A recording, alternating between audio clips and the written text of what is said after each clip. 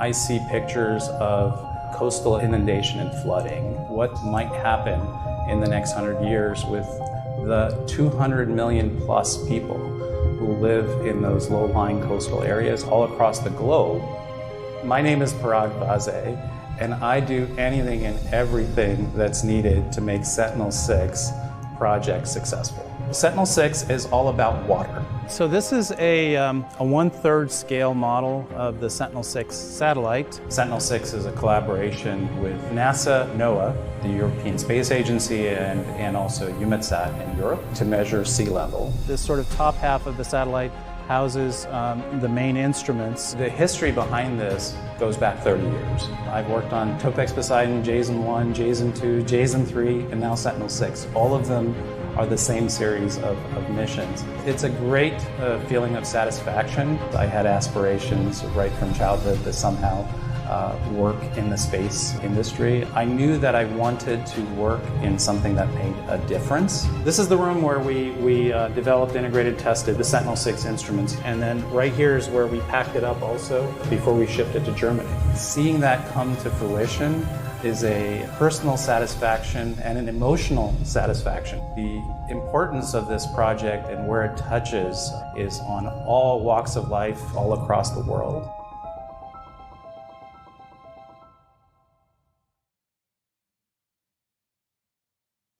Welcome, everyone. I'm Marina Jurica with NASA's Jet Propulsion Laboratory in Southern California. You may know NASA best for exploring other planets, but we are also keeping a close eye on our own planet Earth. NASA is about to launch the US and European Sentinel-6 Michael Freilich satellite. This satellite aims to collect the most accurate data yet on sea level and how it changes over time. JPL manages the Sentinel-6 Michael Freilich mission for NASA.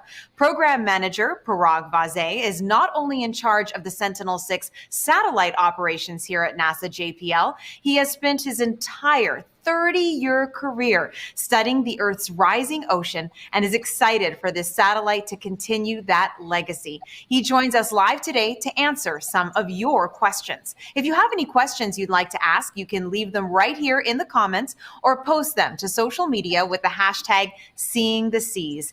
Thanks so much for joining us today, Parag.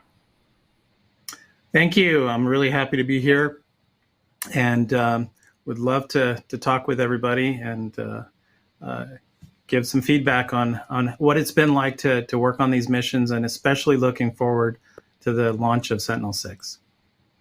We all are. Can't wait until November 10th. Now, Parag, I know you've been involved with the mission studying sea level for 30 years now. Why is it so important to have this consistent and continuous record of sea level changes? Yeah, it's really, really important to know what's happening, all the time, because even though we know the oceans are changing, they're changing slowly, but they are changing and rising. But things are going up and down, and those ups and downs as it's rising is very, very important because it tells us what's also happening in other parts of the world, including what's happening across ice sheets or other terrestrial surfaces. So really understanding and monitoring closely that trend and continuously is very important. And what's great is Sentinel-6 will be offering us another 10 years of observations. So that's incredible. Tell me a little bit about what you think the neatest thing about this spacecraft is. Yeah, so I think first of all, it's sort of the genesis of the spacecraft itself. It's really the story behind the building of it, and building first that partnership with ESA and the European Space Agency, EUMETSAT, others to build this continuity mission is a challenge itself. But the engineering that's gone behind building this and really looking at what's happening to maintain these precise measurements and to do it better. On Sentinel-6, we want to continue it and do it better, get better resolution, better accuracies, and much more close observations of what's happening on the coast. So really understanding, what it takes to build such a system and really make it operational so that we can have data out there is extremely challenging and extremely exciting and fulfilling. What has it meant for you personally to have been on this journey now for 30 years with this legacy of satellites, basically your entire career? Did you think this is where you would be? Yeah, I did not think this is where I would be. I knew that I was excited to work at the original contractor, Fairchild Space, which built Topex Poseidon. But as I was working on it, I really didn't understand how this was going to make a difference. And as I continued working on it, and particularly as I came to JPL to support that, I think I got a much better picture of the whole picture and got to work with all of the people that it takes to make this whole measurement fulfilling, including the end users, scientists, and understanding that really made it a passion of mine to not only build these kinds of missions, but really be able to see them succeed and deliver and help what's going to be happening in understanding the future of our planet. So that really has been my passion in bringing these missions and continuing them for the future. That's so wonderful, Parag. And I know when we've had our conversations before, you told me that there's this global community that uses the data from this satellite, and it impacts each and every one of us. Yeah, we've been fortunate to be able to work, particularly as I've done for the last 20 to 30 years. That as I not only meet the scientists, I actually meet people who are using the data, or I meet people at different agencies who are using the data in ways that I never imagined. We always talk about sea level, but people come up to me as we're doing open houses or as we're talking to other agencies, and they say, "Hey, I'm using the data that you're supplying, and I'm using it, as I'm planning my fishing trips." Or companies tell us, they're using it to plan, how they're going to be managing their fisheries and other things. So it's amazing the kinds of applications and the applications throughout the world. I've seen every corner of the world, right from Australia, Vietnam, rich countries, poor countries, it doesn't matter. People are interested in using this data, especially since our goal is to make it free and accessible to everybody.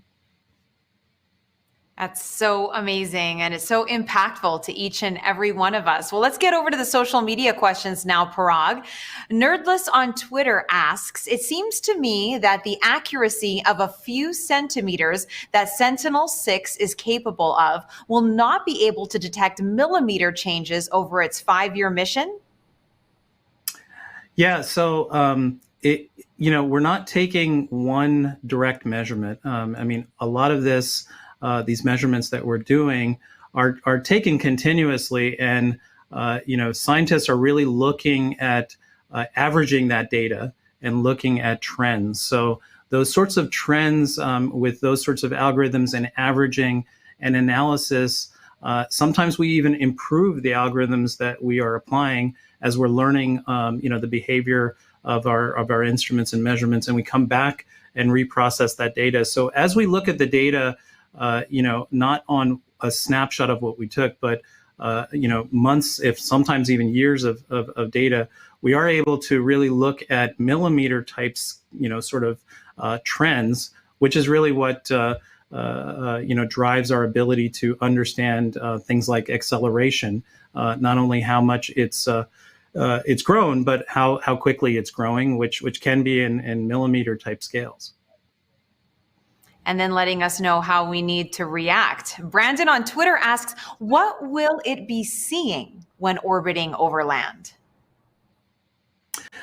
Yeah, so we're running the instrument and the satellite all the time, including over land. But one of the things we have been improving over time, of course, we want to measure what's happening in our open oceans. But this same kind of technique also gives us data as we fly over other water bodies, particularly large rivers, lakes, reservoirs, And as time has gone on, our teams have put together algorithms to really be able to understand those returns and also be able to provide some measurements of what's happening over land as well.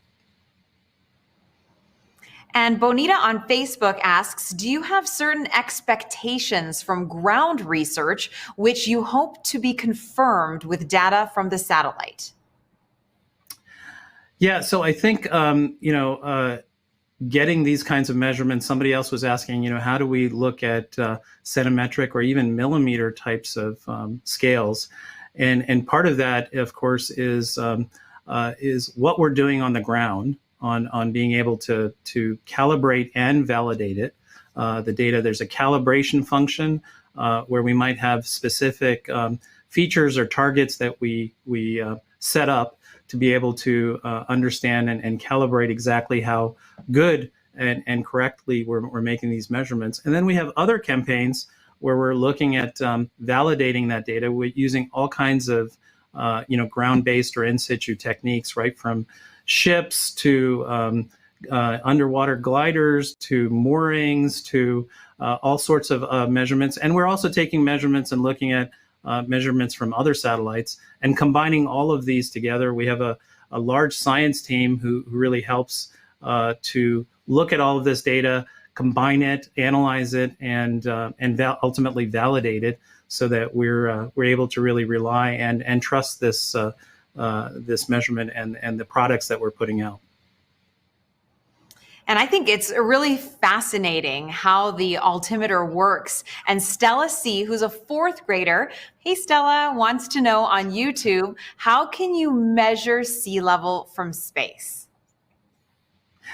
Yeah, so Stella, it's really great to hear you ask that question because it's a fairly simple technique in principle, because really what we're doing, just like if you had your cell phone or anything else that's really working wirelessly, we're transmitting basically a radio signal from space, and just like you might receive a signal back again on your radio and maybe now on the internet or other ways, we're really trying to measure once that signal bounces off a surface like the ocean, how long it takes to receive that.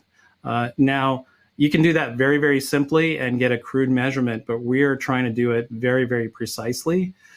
So we're trying to basically use that same technique and really analyze closely how that signal is being reflected, how long it takes, and what it looks like. And with that basic principle, we're able to make this measurement. And of course, we've improved that over time, not just in the last 30 years, but things have been developed even before that.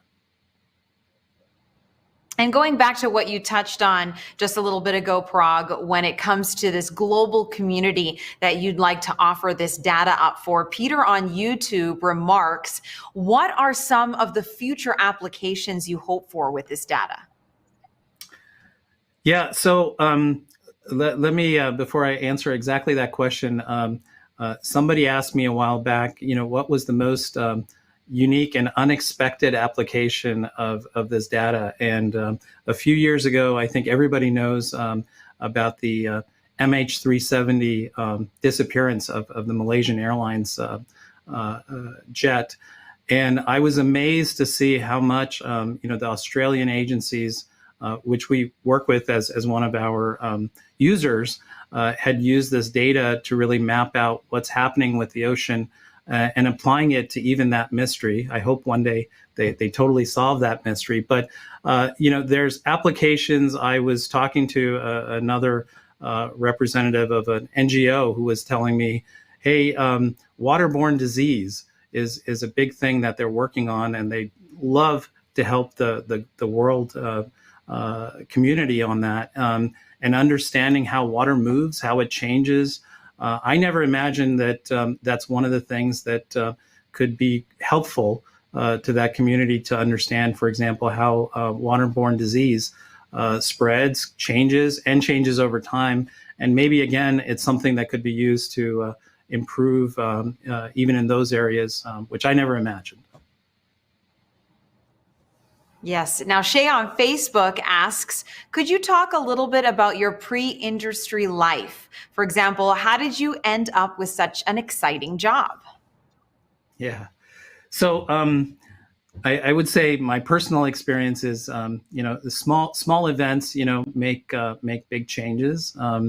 I did have a fascination with working in this area, but I didn't have a 20-year plan that I had planned right from university. But I knew people who worked in this industry, and particularly at that time, I was fascinated with satellite and satellite telecommunications. So I actually first started working very, very briefly in the satellite telecommunications industry, and learned a bit more about how things work. But then I was fortunate, maybe through a life circumstance, because actually our company was bought out and merged, and I was looking for better opportunities. And I was really lucky to be able to find one at Fairchild. But the second part is really, again, in having, let's say, the good fortune to be able to work with people who really mentored me and guided me along the way. So I think that effort and perseverance and persistence does pay off in one form or another. And speaking of that guidance, Parag, you were friends with the late Dr. Michael Freilich, whom this satellite is named for. That was a really incredible day. Then we all found out that it was going to be named after him. Yeah, it was definitely an incredible day, and one of the most deserving people that I would think for this honor. He was. I certainly worked with him over the course of many years. He has some history even at JPL, even before some of the altimetry projects. But Mike had he led by example. So I think my most memories in terms of getting personal advice was really by example and guidance as we went through working on these missions. Things don't always go smoothly, and things don't always go exactly to plan. He was always very systematic at looking at whatever our challenge might be, and being part of the team to help us solve it. And really that was an inspiration, not only in terms of building and promoting these programs for the future, but really motivating the teams that are behind it by example. Mike was definitely a very great spirit in terms of conveying that. Samiksha on Facebook asks, what are major observations that you would like to share when you started working on satellites then and now? Yeah, I think the satellite industry and satellite technology existed, of course, 30 years back, so that wasn't very new. But some of the technology definitely is things that have changed well over time. I think when I started working on TOPEX, one of the things I worked on was the actual flight software on the TOPEX satellite. And we did that all in the lowest form of computer programming that one could think of, probably at that time, in assembly language, literally zeros and ones almost. So that was a very unique, but a very much unstructured way of doing things, where we basically engineered things, found the right solution, but didn't necessarily have let's say tried and true processes. Now, as time has gone on, the tools, technology has grown, but also the processes have grown, and the processes being more standardized, even with our international partners, is something that really didn't exist, at least that I remember, but has really come a long way. So that's one of the things that actually enables us to work with industrial partners, but also international partners, because we apply a lot of standards that we've all learned. And Parag, this is the first NASA European Space Agency Earth mission that's joint. Am I correct? Yeah, of course, NASA's been working with the European Space Agency in many, many years, but this is the first in Earth science, and in particular as part of their Copernicus program, which is a significant Earth observation program. It has been a tremendous collaboration, I have to say, right from all levels, whether it's the agency management, but really at the project team and also with their industrial partner, which is Airbus. We've really committed ourselves at the beginning of the project to work very, very closely in a transparent, collaborative manner. And I there's numerous instances as we've gone through the last few years where we've had challenges on one side or the other, and people have really stepped up as true partners to help us solve that problem and do it in a good way and keep us on track, which has been part of our objective, but also our success to date. And speaking of success, we have a lot of questions coming in about basically how the satellite works. Six Silver Stones on Twitter asks, which orbit is this satellite going into? Yeah, so it's going into an orbit that's 1,336 kilometers high, and it's an orbit that's also inclined, at 66 degrees. So it's a particular orbit that was chosen in the days of Topex Poseidon to have to be able to cover the Earth and in these tracks within 10 days.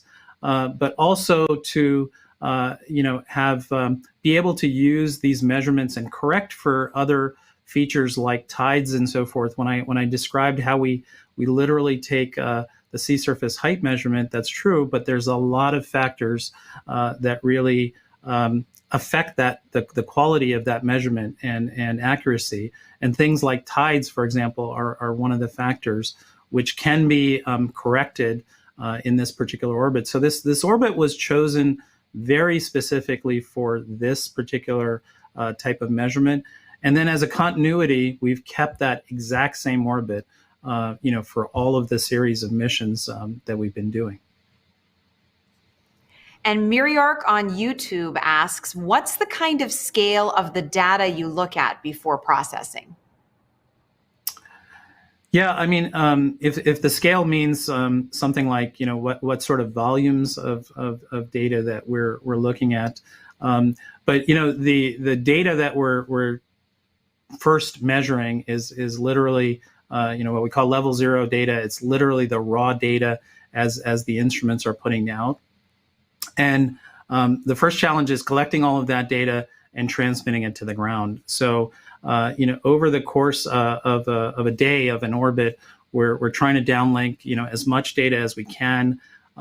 Somewhere close to where we're trying to downlink several hundred megabits per second, which on your computer on Google might not sound a lot if you know some of the specifications, but doing it from space and doing it in a timely manner, in a robust manner, where we also don't lose that data in the transmission, is quite a challenge. And on Sentinel-6, because we've enhanced some of this capability, that data rate has grown significantly, more than doubled or tripled what we've had in the past missions. But our technologies have also improved so that we can process that data and also produce the products and transfer them, really within 3 hours.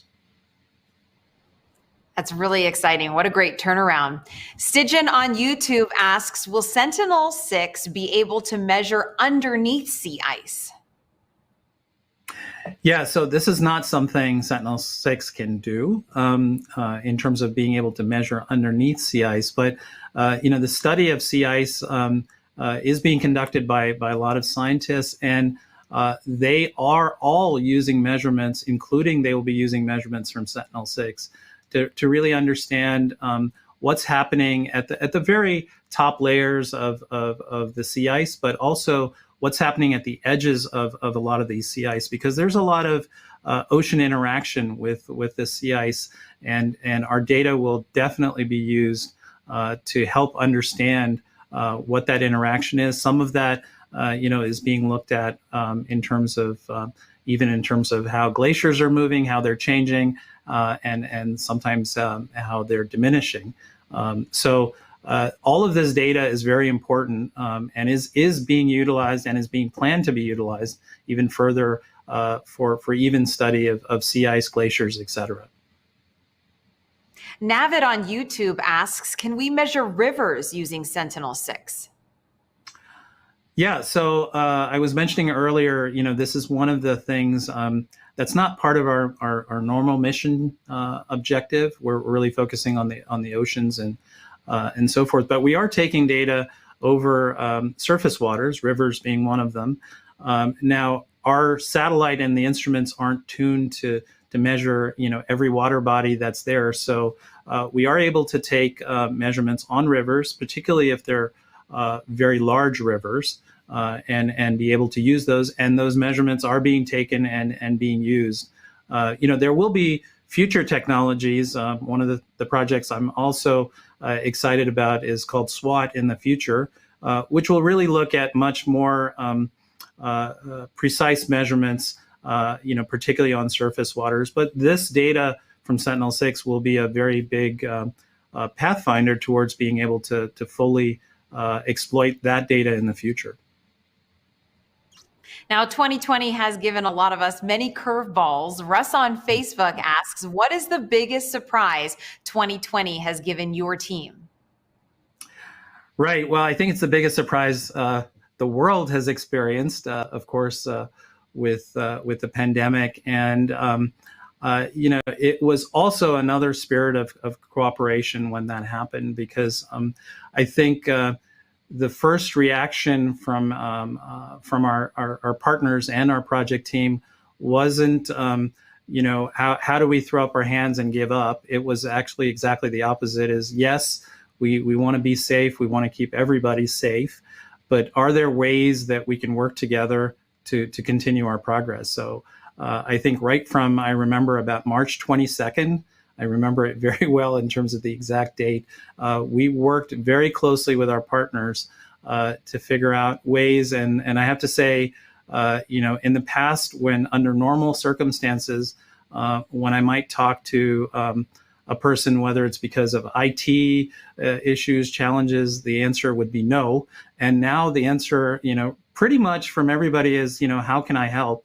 And that was really the spirit that helped us continue. It did take effort, sacrifice, long hours, things that had to be done maybe more slowly. But really the objective was always, how can we help to keep things moving forward, which was amazing. Because this was really another demonstration of our partnership spirit. And especially since you had so many different time zones to work throughout. So you guys did an amazing job. Now, Gerard on YouTube asks, how many total years of data do you have? And Parag, maybe you can also go into the future now that there are 2 satellites that Sentinel is a part of. Right. So, I mean, of course, the data record as it stands today, started back with Topex Poseidon. And as we've been saying, we've got almost 30 years of data. Our plan for Sentinel-6 is to have 2 satellites built, one launched now, and then the other put in storage and launched 5 years from now. So the primary mission life of each of these satellites is at least 5.5 years, although I think every single one of our satellites that we built, thankfully, has really lasted longer. But the primary plan is basically to operate and get at least 11 years of total mission life and continuity out of it. We're expecting that Sentinel-6 Mike Freilich is going to not only last the 5.5 years, but actually go beyond that. We're expecting probably for another 2-year extension as a goal for each of these. So in all total, if we're somewhat have done a great job on the engineering side and somewhat lucky. We're really expecting things to go out maybe up to 15 years, but that doesn't mean that we want to rely on that and that only, because we really like to have this overlap between an existing satellite and a new satellite. So part of that, anywhere between 11 and 15 years is making sure that we are have a good overlap, and that we can ensure continuity of how precise and accurate the measurement is. Yes, as we've said over and over, continuity, consistency, that's what makes it move forward when it comes to understanding sea level rise. We've got a great question from Reese on Facebook. Hi, Parag. Reese from Orbital here. Will there be coincident science between Sentinel-6 and OCO2? I think I don't know the exact answer to that, so I'll be direct. But what I do know is, and what we are trying to do across all of these systems is, we're of course trying to gather data about continuity of the oceans and sea surface height. But really, what I've seen as a change, not a change, but a growing emphasis, particularly in the last 5 to 10 years, with our scientists and scientific community, is really the combination of measurements from various platforms, not just satellites like OCO2. But the answer is that people ultimately, sort of the holy grail thereafter, is really trying to understand how the Earth works, and that means it's the atmosphere, it's the ocean, and understanding that connection and relation is something I definitely know will be utilized by the science community. By the way, nice to hear from somebody at Orbital, which was an organization I worked with as part of Topex Poseidon. So nice to hear from you. And our last question is from Barbara on Facebook. She wants to know, will this data be shared with Zooniverse to give citizen scientists the opportunity to help with the data? Yeah, so I'm not very familiar with that particular outlet, but what I would say is that our objective is to make this data fully and freely available. So we're really trying to not only promote and advertise where this data is available, but also that this data can be downloaded, hosted in many different areas and platforms by many different organizations. So, if we are not making that connection, please reach out to us, because we're very excited to make a connection with anybody and everybody and facilitate that in any way possible. Well, thank you so much for all of you folks who reached out on social media and joined us today. And thank you so much for joining us, Parag. You're welcome. It was a pleasure. It was really great to talk about this project, and look forward to the launch. We are all looking forward to the launch. The Sentinel-6 Michael Freilich satellite is a true international collaboration, as you heard Parag mention. It is being jointly developed by the European Space Agency, NASA, the European Organization for the Exploration of Meteorological Satellites, and the National Oceanic and Atmospheric Administration, with funding support from the European Commission and technical support from the French Space Agency, CNES. The Sentinel-6 Michael Freilich satellite is scheduled to launch on November 10th. For the latest on the mission, follow at NASA Earth on Twitter, Facebook, and Instagram. You can watch all of the Behind the Spacecraft video profiles on the NASA 360 YouTube channel. We will be doing Q&As with Sentinel-6 Michael Freilich satellite team members on Wednesday afternoons for the next couple of weeks. So please follow and subscribe for notifications. At NASA Earth Science, your home is our mission. Thank you for watching.